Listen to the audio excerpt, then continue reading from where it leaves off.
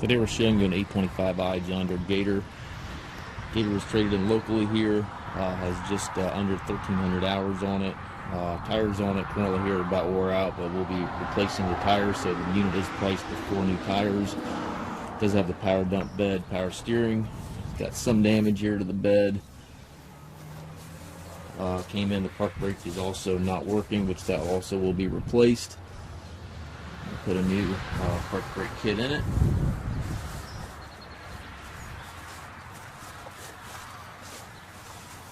Certainly not a new Gator, but it's still a very presentable Gator. It's got the bench seat, obviously.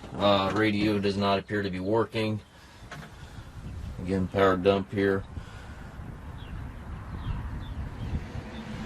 If you're looking for a Gator, don't want to pay the big dollars for a new one, this might be a really nice fit for you. These 825s have the 3-cylinder inline John Deere EFI engine, which are really snappy. If you have any questions, please contact us at Mast Tractor.